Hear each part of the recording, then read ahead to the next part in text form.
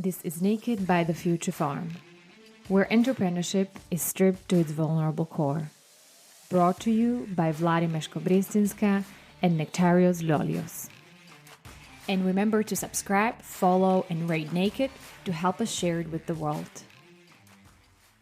It might not be a morning for everybody who's listening, but it's certainly a morning for us. Yeah, I'm just saying good morning to you. Yes. And hello to everybody else. Hello, hi everybody. Good to have you back. We moved this recording a few days, right? We were supposed to record last week, but I was a little bit under the water with everything happening.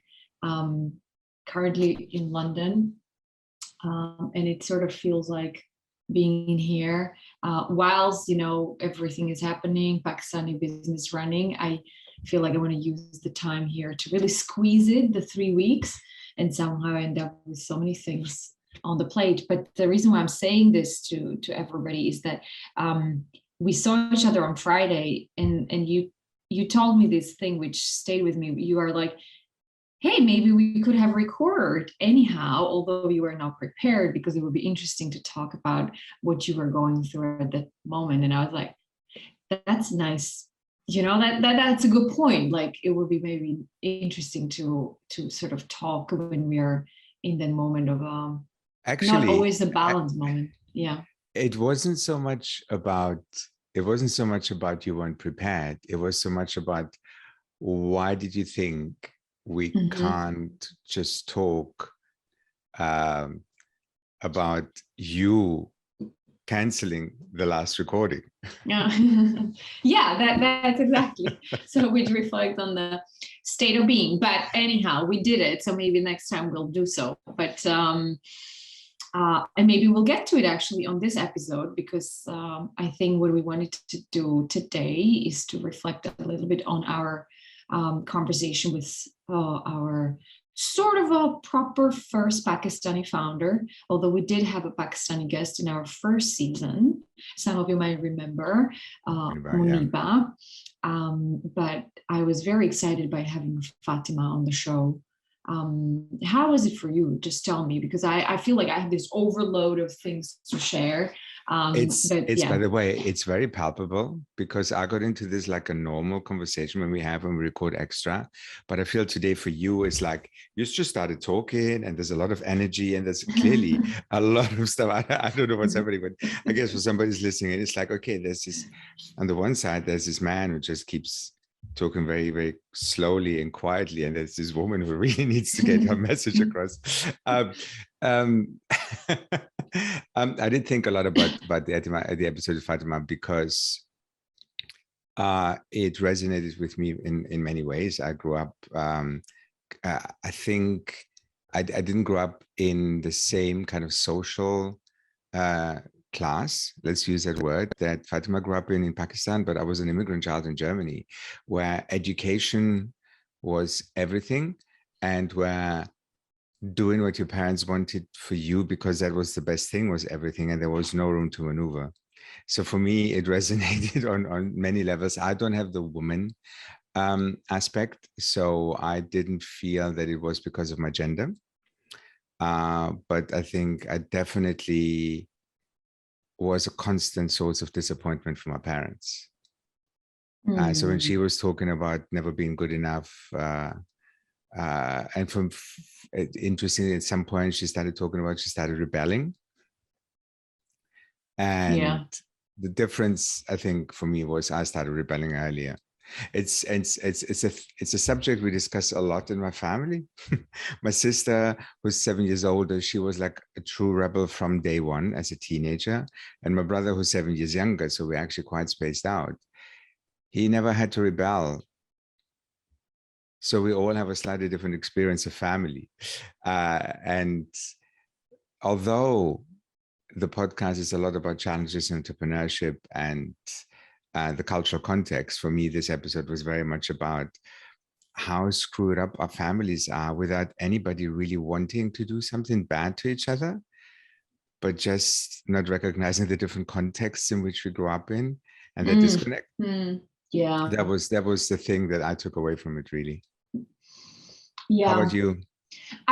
So what you're saying resonates. I even feel like when I was reflecting on it, I even sort of moved it to another level in terms of like, yes, there was something about sort of all of us being in some way, you know, like screwed up by our families if we use that language. But I think, you know, we keep talking about this gift for, I think I already said it to people in one of the episodes, like for your 20s, for your kids or for us on the 20s, the best gift is to get 10 sessions of therapy just to clean up the mess we already have and the baggage we are carrying with us.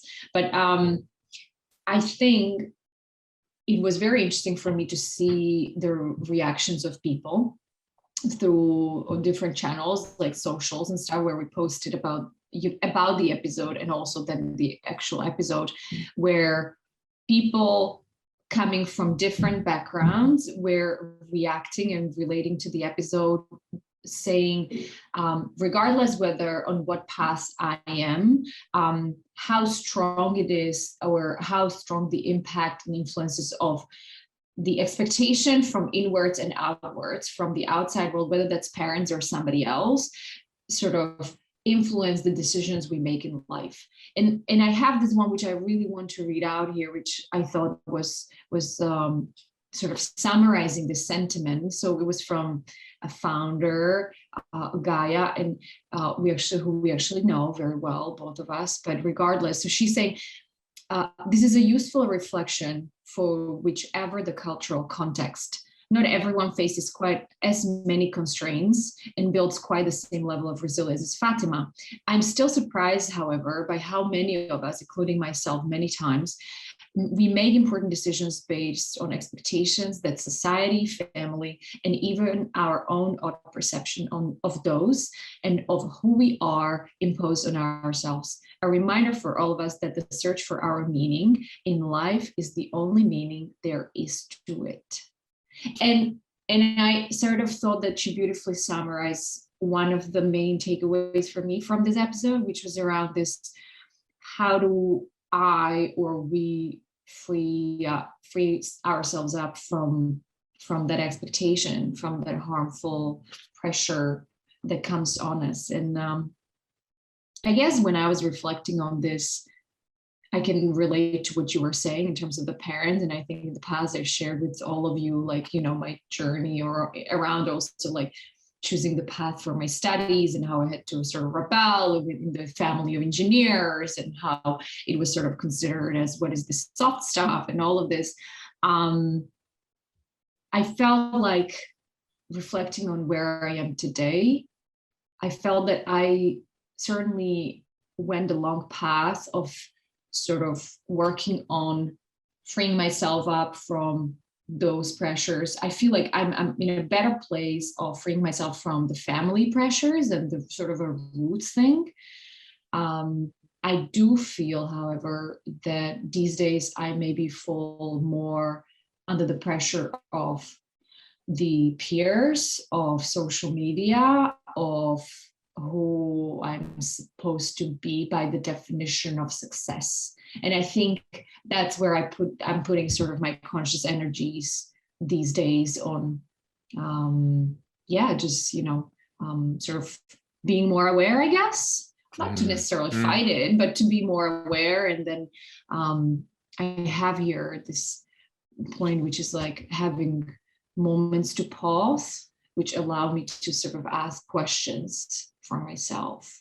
And we can get to that. But yeah, so interestingly enough, as I was excited about, you know, there was something about Pakistan that I was really curious to hear from a Pakistani founder. And I think we got that across, but it was in some way beautiful to see how this lays over so many of us, regardless of that cultural context, right? There is something like, if I talk to Italian friends of mine or Jewish friends of mine who always talk about their overbearing mothers, and I'm going, you know what, you're not that special. My Greek mother was as overbearing as your Jewish mother. So there is something there about certain behaviors, right? And I think it also unites us. It's also something about, we're not alone in this. I found the thing that really, what's the right word?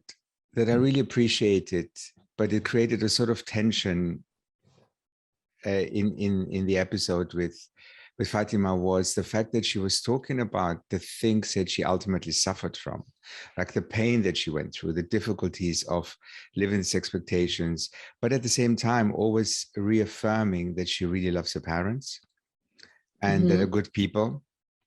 And for me, that thing is so difficult to do, to find compassion for the people who ultimately made your life difficult.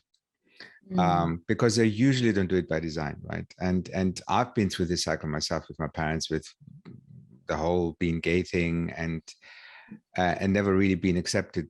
That part of my life never really been accepted. But at the same time, they grew up in the country, like in the middle of nowhere in Greece, and they moved to Germany in the 60s, and they really didn't have an environment that would have brought them up in this open-mindedness to just be a bit more compassionate towards me. Yeah. At the same time, they were very religious, which is not something that helps people open their minds, right? So it was difficult, but I can't just be negative about them, because I also see their constraints, and they were trapped in the expectations of their environment and the financial needs that they had to survive and all this, right? So, and when she was kind of reaffirming that her parents are good people, that was something that I found interesting and also quite touching, but also wondering how much of this is also just, you can't say my parents are bad, because I also needed to give myself permission at some point to go, no, my parents were also quite screwed up because they did quite selfish things, because they could also have rebelled, right? So it's a very complicated subject for me when people, I mean, I'm sure I told you this. So if it had been done to me, I would have been a choreographer. That was my dream, right? So many dreams crashed, man. Yeah. And so at the age of 15, when things got more serious at school, I had to give up the dancing, because that was just not an option for an immigrant child in Germany, and all this money went into education and all that, right? So do I have moments where I wonder what my life would have turned out, how it would have panned out if I had been allowed to choose my path? Absolutely. Yeah, you go there? Yeah. Am I cross with them? Not really, but I'm cross with them that they built a barrier to us having a fully deep, honest relationship with each other. So when Fatima was talking about the not being allowed to take her own decisions, that was also putting my kind of experience a little bit into perspective, going, it must be even more difficult when you really grew up in this complete bubble, because as a woman, that's just an additional layer. Because you did say, I wonder how a man would have, if one of my brothers had done the same thing, right? Yeah. I mean, I think the complexity of our identity certainly do matter. It's interesting what you were saying around the parents, because I feel personally, I have a difference between sort of acknowledging like they're not bad versus saying they're screwed up in a similar way that actually we are. And I think I feel like I completely can sit on the latter, because, and we even to some extent talk to my parents about this, which I certainly acknowledge as a privilege, right? The ability to talk to them. So it's not given, but I think that part certainly helped me to move forward and not go that much backward, like to the past, to acknowledge. And just frankly, by seeing my grandparents and seeing the environment, because again, I can, so seeing the environment from which they come. And these days, I think we talk with my parents a little bit more like peers. I think it's also because the age gap is smaller. So, my parents had us when they were pretty young, which helps again. Also, I think what helps is that they're trying to do some work these days, which is not given for everybody. But all that said is that it helped me to understand that they were coming from a place of, certain stereotypes and limited exposures and all of it. And I don't know, like, have they been doing their best self, or have they been best self in order to try? Like sometimes I feel probably these days when I challenge it, because some of that still comes. It's not like, everything is like rosy these days. Some of those expectations come. I feel obviously more empowered to challenge them and to let go. But maybe these days I question them more for their ability to also be more aware and to step up into some consciousness, or to be more open-minded, to respect and stuff. So yeah, I don't know. It's hard to judge for me what was happening in the past, right? Yeah, but interesting thought process around, like what was Fatima's motivation to sort of verbalize it and vocalize it. I think my assumption would be there was probably a complexity of motives in there, right? Whether conscious or unconscious. Yeah, there was the thing, it made me reflect about the work of our friend Noah Matz. So for those of you who don't know, so Noah is an Israeli VC partner. She's a partner in a VC, and she's a psychologist by profession, which is super rare, but also exceptional that she's sitting at that level at the VC, and we are big fans of her. And one of the things she really did, which is a great benefit to the wider VC industry, is she decoded this playbook of sort of psychological toolkit, or it's a toolkit of how to deal with founders in terms of their psychology, well-being, emotional regulation, etc. One of the things Nektarios she talks about there, which made me reflect yesterday, was she talks about this intrinsic motivation, which she calls sort of like immune system for entrepreneurs. And the reason why I went back there in my thoughts is that one of the things that Fatima was talking about is what drives her to make major decisions in life, right? On her path, like why she took on the entrepreneurial path, why she took that job, with the investment banking, etc. And that's the piece that Noah decoded in her playbook, which is like the intrinsic motivation. She says, like a powerful, unique type of motivation that is from deep down, that allows us to sort of withstand the difficulties which comes with the roller coaster. And I just thought about how many of us actually, how much do we ask ourselves when we make some of those major life choices, like for instance going and deciding to build a business. Like for instance, you are building Radish, I'm building Neem, Beyond Future Farm, we are building Future Farm together. And I just wonder how many of us do, as entrepreneurs or anything else, do we ask ourselves the question, why am I doing this? Like, what is driving me to this next step in my life? And I just wish we would do this more often. And I guess I'm trying to do this sometimes while I'm here as well, which sometimes it's maybe not that helpful. I get this like pushback from my co-founders. Maybe sometimes I do ask myself too much of why. So then it sort of, like can rebalance your compass. But yeah, I think it just made me think, like, at least the level of awareness, if we ask the why, what sort of, am I doing this for the external reward? Is this for my internal reward system? What's my why? My hope is it can lead us to a better place, whether we decide to make the decision or not. Any thoughts? It's funny that you bring this up. So you have today mentioned two words that I actually apply to pretty much any environment or context that I'm in.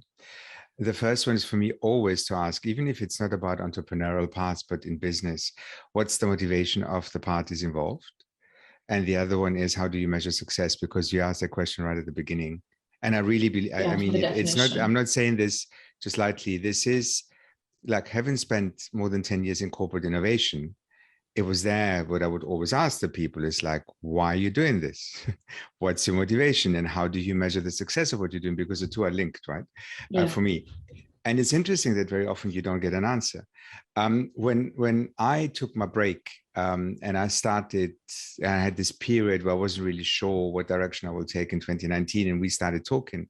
Before we met, I had spent a friend of mine, Jordan, he had suggested to listen to the Reboot podcast. Mm-hmm. And I thought, okay, this is interesting, never heard of it. And I picked the very first episode, a couple of random ones in the middle, and the very latest one. And I listened to them all back to back. So I had like 4 hours of Jerry talking to people. And even without kind of going into this, trying to figure out what was going on, for me, it was fascinating that all 4 people who were on the podcast had this desire to not leave life without making an impact on something, making a little bit of a dent on something. They didn't want to die and be forgotten. Mm-hmm. And I did this. I went to this super long walk, and I met Wei for lunch. And I just had to talk about this. And he was just looking at me and it was kind of, I really don't understand you entrepreneurs. Why is that so important, right? But it was interesting that there was this, so I had on the one side, these 4 examples of people who had their own variation of, I don't want to have been on this earth and go without anybody remembering. And having my life partner going, this means nothing to me. Which it feels like for some people there might be like lightness, like that light feeling in what Wei is saying, right? There is some like it feels like there is some heaviness around always looking for the deep why and the deep purpose. I hear you though. I feel like I'm personally also wired for having that. Like, I'm not sure if I can sort of, actually my therapist, okay, this is interesting. My therapist, she said I need to do more things there just for the joy of it. She was saying, go and play more. And I was like, okay, but what's the purpose? No, so I hear you. She's like, just let go. You don't have to yeah, I hear you. We met Andra, another friend, on Friday. So Andra is this beautiful human being. Guys, she started as a solution architect in a bank for about 30 years. I believe she's in her early 50s. I can't remember now, but that's less relevant. But anyhow, she then pivoted in her life to sort of becoming a researcher, academic, but also solo entrepreneur. She's like this mix of number of hats. And actually the age does matter. So when I met her on Friday, she's now finalizing her PhD, as you know, and she's looking on complexity of core banking, everything. I mean, very complex stuff.